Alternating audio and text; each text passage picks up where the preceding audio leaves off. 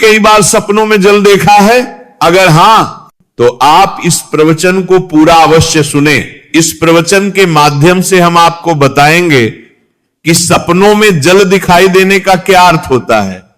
प्राचीन ग्रंथों और पुराणों में सपनों में जल देखने के अर्थ का विस्तार से वर्णन मिलता है। इन सपनों का हमारे जीवन से गहरा संबंध माना गया है। प्राचीन काल से ही जल को जीवन का आधार और शुद्धि का प्रतीक माना गया है, और जब यही जल हमारे स्वप्नों में प्रकट होता है तो वह हमारे वर्तमान और भविष्य से जुड़े अनेक संकेत देता है। कुछ संकेत इतने महत्वपूर्ण होते हैं कि यदि उन्हें अनदेखा कर दिया जाए तो मनुष्य आने वाले अवसरों या चेतावनियों को समझ नहीं पाता। इसलिए आप इस प्रवचन को अंत तक अवश्य सुने, क्योंकि अधूरा ज्ञान अक्सर भ्रम को जन्म देता है। तो आइए जानते हैं कि सपनों में जल के दर्शन होने पर कौन कौन से रहस्य प्रकट होते हैं। भक्तों, एक समय की बात है, कैलाश पर्वत की शांत और दिव्य वादियों में देवी पार्वती भगवान शिव के समीप बैठी थी। चारों ओर फैली हिमालय की शांति और मंद पवन के बीच पार्वती जी के मन में एक प्रश्न उठा। उन्होंने भगवान शिव से विनम्रता से पूछा, हे स्वामी मनुष्य, जो सपने देखता है उनका क्या महत्व होता है? क्या वे केवल कल्पनाएं हैं या उनके पीछे कोई गढ़ संदेश छिपा होता है? विशेषकर जब स्वप्न में जल दिखाई देता है तो उसका क्या अर्थ होता है?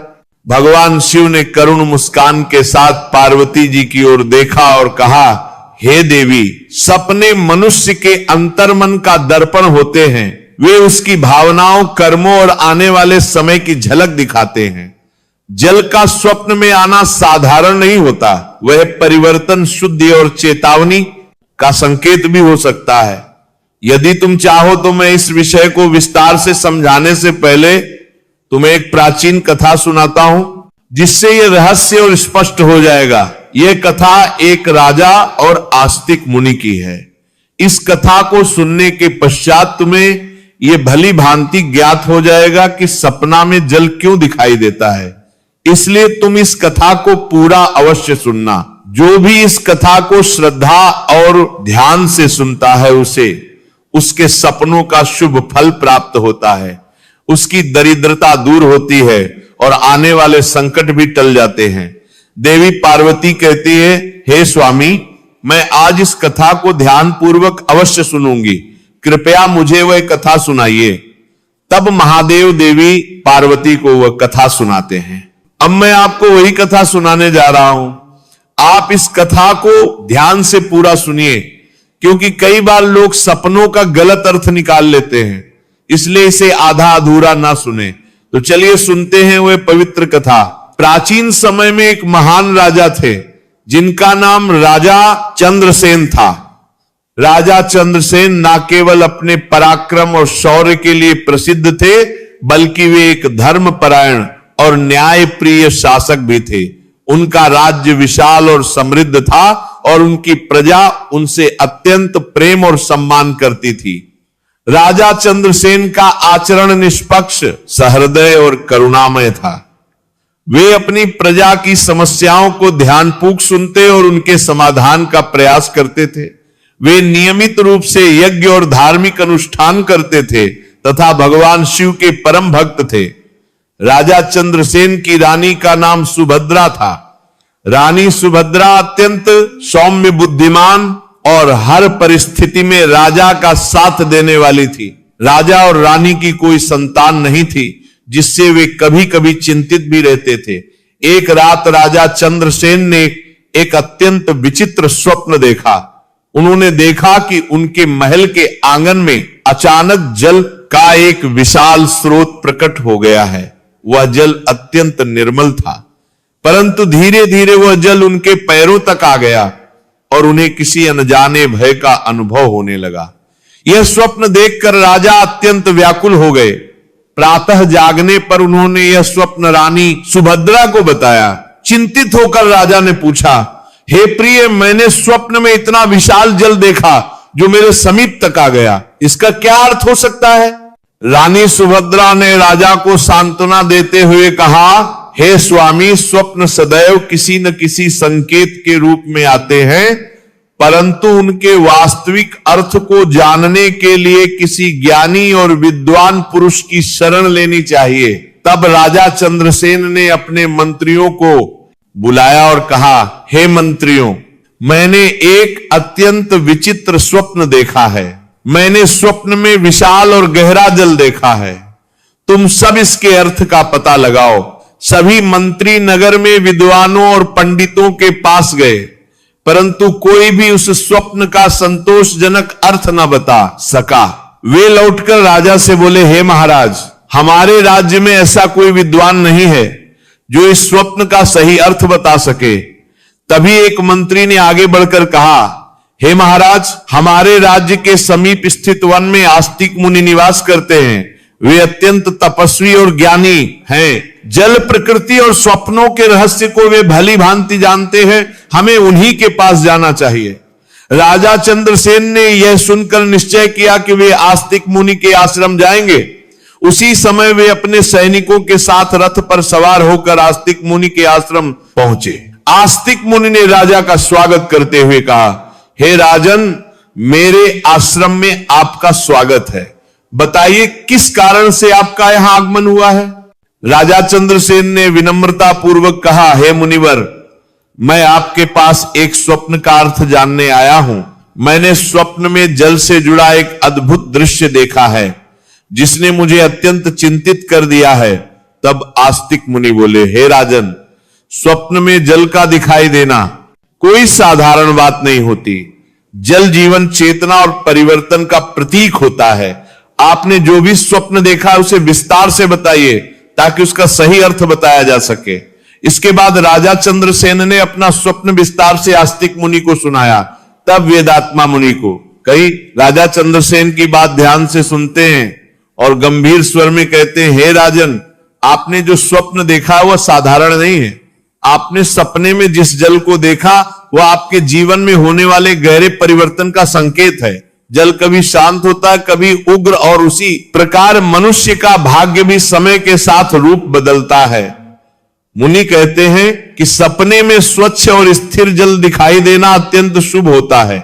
यह बताता है कि आपके राज्य में सुख, शांति और समृद्धि आने वाली है और आपकी तपस्या शीघ्र फल देने वाली है। राजा चंद्रसेन विनम्रता से पूछते हैं, हे मुनिवर, यदि जल गहरा हो और उसमें हलचल दिखाई दे तो उसका क्या अर्थ होता है। तब वेदात्मा मुनि मुस्कुराकर कहते हैं, हे राजन, गहरा जल यह संकेत देता है कि अभी आपके जीवन में कुछ रहस्य छिपे हुए हैं। कुछ ऐसी घटनाएं हैं जो समय आने पर स्वयं प्रकट होंगी। यह स्वप्न आपको सावधान भी करता है कि आप हर निर्णय सोच समझ कर लें और अहंकार से स्वयं को दूर रखें। मुनि आगे कहते हैं, हे राजन, जल का स्वप्न विशेष रूप से संतान और वंश वृद्धि से भी जुड़ा होता है। यदि जल निर्मल हो तो यह इस बात का संकेत है कि शीघ्र ही आपके जीवन में शुभ समाचार आने वाला है। आपकी रानी पद्मावती के कष्ट समाप्त होने वाले हैं और आपके कुल में आनंद का प्रवेश होगा। यह सुनकर राजा चंद्रसेन की आंखों में आशा की चमक प्रकट हो जाती है। वेदात्मा मुनि राजा को उपदेश देते हैं कि वे प्रातःकाल किसी नदी या सरोवर के तट पर जाकर भगवान शिव का ध्यान करें, जल में दीप प्रवाहित करें और जीवन में कभी भी जल का अपमान ना करें, क्योंकि जल ही सृष्टि का आधार है। जो मनुष्य जल का सम्मान करता है उसके जीवन में कभी अभाव नहीं रहता। राजा चंद्रसेन मुनि के चरणों में प्रणाम करते हैं और कहते हैं, मुनिवर, आपने मेरे हृदय की शंका को शांत कर दिया। अब मैं इस स्वप्न को भय नहीं बल्कि ईश्वर का संकेत मानकर धैर्य के साथ प्रतीक्षा करूंगा। इसके पश्चात राजा आश्रम से लौट आते हैं। समय धीरे धीरे आगे बढ़ता है और वेदात्मा मुनि की वाणी जैसे जैसे सत्य सिद्ध होने लगती है वैसे वैसे राजा के जीवन में परिवर्तन स्पष्ट दिखाई देने लगता है। किंतु वह परिवर्तन किस रूप में प्रकट होता है, यह रहस्य आगे की कथा में उजागर होगा। एक दिन राजा फिर रात को सपना देखता है और मुनि के कुटिया में चला जाता है और अपने सपने के बारे में बता देते हैं। तब मुनिवर राजा से कहते हैं, हे राजन, अब तुम उस स्वप्न का विस्तार से वर्णन करो जिसमें तुम्हें जल का दर्शन हुआ था, क्योंकि जल से जुड़े स्वप्न जीवन के गहरे रहस्यों को प्रकट करते हैं। राजा हाथ जोड़कर कहते हैं, मुनिवर मैं सत्य ही कहता हूं। एक रात मैंने अत्यंत विचित्र स्वप्न देखा। मैंने देखा कि मैं अपने राजमहल से दूर एक विशाल नदी के तट पर खड़ा हूं। वह नदी अत्यंत विस्तृत थी और उसका जल स्वच्छ, निर्मल और शांत दिखाई दे रहा था। चंद्रमा का प्रकाश उस जल पर पड़कर उसे और भी दिव्य बना रहा था। मुनिवर ध्यानपूर्वक राजा की बात सुनते हैं और कहते हैं, हे राजन, सपने में स्वच्छ और शांत जल का दिखाई देना अत्यंत शुभ संकेत होता है। यह दर्शाता है कि आपके जीवन में जो मानसिक अशांति थी वो अब समाप्त होने वाली है। यह स्वप्न बताता है कि आपका मन और कर्म अब एक सही दिशा में प्रवाहित होने वाले हैं। कुछ दिनों के बाद राजा ने दूसरा स्वप्न देखा। इस बार उन्होंने देखा कि वही नदी अचानक उफान पर है। जल का वेग तीव्र था, परंतु वह किसी को हानि नहीं पहुंचा रहा था। राजा स्वप्न में भयभीत अवश्य थे, किंतु जल उन्हें स्पर्श भी नहीं कर रहा था। जागने के बाद राजा व्याकुल होकर मुनिवर के पास पहुंचे और स्वप्न का वर्णन किया। मुनिवर बोले, हे राजन, तेज बहता हुआ जल जीवन में आने वाले बड़े परिवर्तन का संकेत देता है। यह परिवर्तन पहले भय उत्पन्न करता है, किंतु अंततः वही परिवर्तन उन्नति का कारण बनता है। तुम्हारे राज्य में शीघ्र ही बड़े निर्णय लिए जाएंगे और वे निर्णय तुम्हारे पक्ष में होंगे। कुछ ही समय बाद राजा को एक कठिन युद्ध का सामना करना पड़ा। युद्ध आरंभ में भयावह प्रतीत हुआ, परंतु अंततः राजा की विजय हुई और राज्य की सीमाएं और अधिक विस्तृत हो गई। राजा को तब मुनिवर की वाणी का अर्थ समझ में आया। इसके पश्चात एक अन्य रात राजा ने देखा कि वे उस नदी के जल में प्रवेश कर रहे हैं। जल उनके चरणों को स्पर्श करते ही शीतलता और अद्भुत शांति प्रदान कर रहा था। राजा स्वप्न में ही प्रसन्न हो उठे। प्रातः काल उन्होंने मुनिवर को यह स्वप्न बताया। मुनिवर ने कहा, हे राजन, सपने में जल में उतरना इस बात का संकेत है कि तुम अपने जीवन की किसी बड़ी जिम्मेदारी को स्वीकार करने वाले हो। यह स्वप्न बताता है कि अब तुम केवल राजा नहीं बल्कि प्रजा के लिए पिता समान बनोगे। इसके बाद राजा ने राज्य में अनेक जन कल्याणकारी योजनाएं प्रारंभ की। कुएं, तालाब और सरोवर बनवाए गए। सूखे क्षेत्रों में सिंचाई की व्यवस्था की गई। प्रजा में सुख और संतोष फैल गया।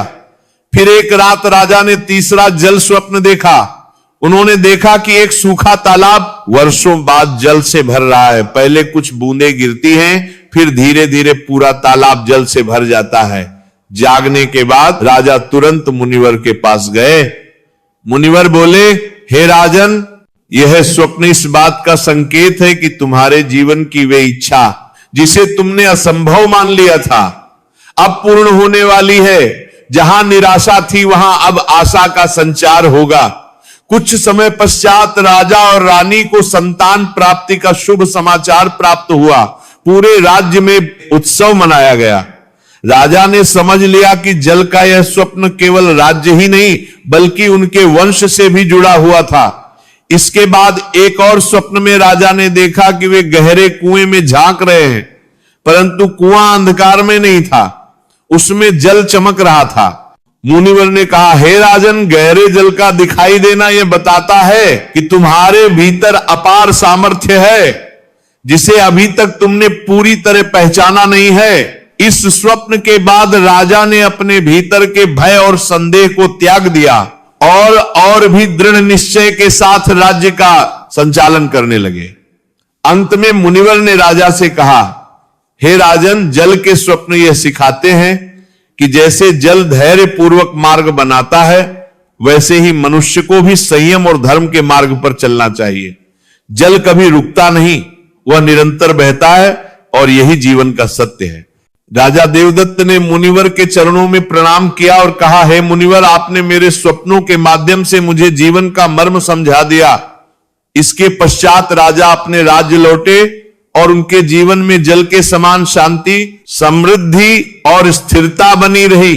तब भगवान शिव देवी पार्वती से कहते हैं, हे देवी, जैसे नाग के स्वप्न मनुष्य को चेतावनी और संकेत देते हैं, उसी प्रकार जल से जुड़े स्वप्न भी जीवन के गूढ़ रहस्यों को प्रकट करते हैं। इसके पश्चात महादेव ने जल से संबंधित आगे की कथा सुनानी आरंभ की।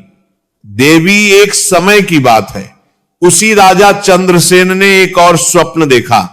एक रात उन्होंने देखा कि उनके राजमहल के प्रांगण में अचानक एक विशाल सरोवर प्रकट हो गया है। उस सरोवर का जल अत्यंत निर्मल था और उसमें कमल खिले हुए थे। स्वप्न में राजा उस जल को देखकर प्रसन्न हो गए।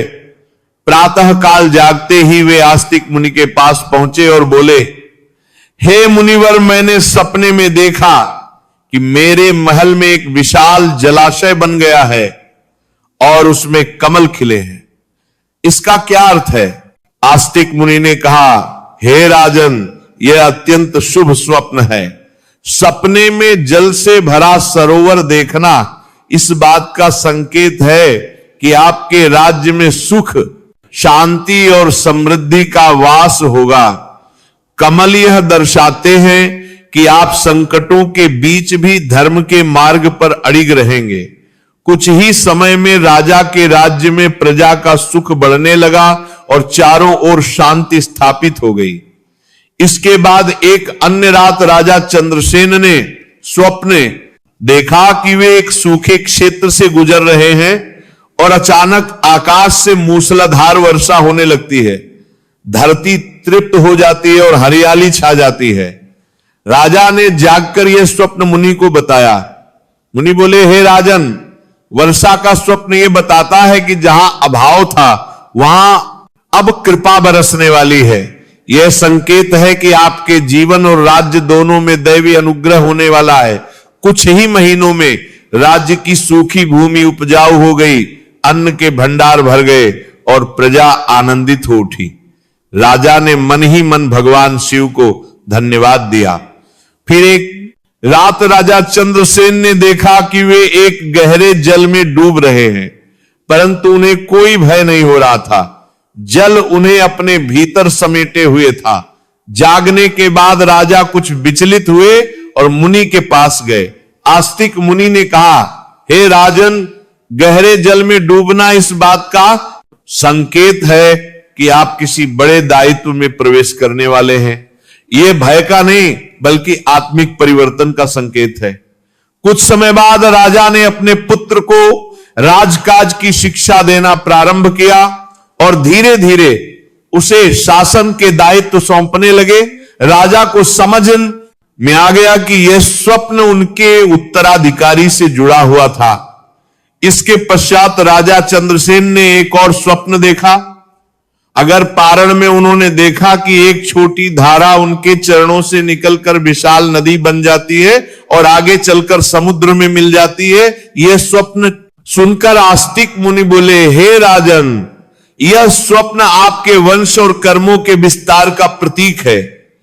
आपके द्वारा किए गए धर्ममय कर्म आने वाली पीढ़ियों तक प्रभाव डालेंगे। राजा चंद्रसेन ने यह सुनकर और अधिक धर्मदान और सेवा का मार्ग अपनाया। उन्होंने जलाशय बनवाए, 2 मरबाला, एक प्रभाव डालेंगे, कुएं खुदवाए और यात्रियों के लिए प्याऊ स्थापित करवाए। राज्य में जल का कभी अभाव ना रहा। अंत में महादेव देवी पार्वती से कहते हैं, हे देवी, जल के स्वप्न यह सिखाते हैं कि जीवन में धैर्य, शुद्धता और निरंतरता आवश्यक है। जैसे जल सबको जीवन देता है, वैसे ही सही समझ के साथ देखे गए स्वप्न मनुष्य के जीवन को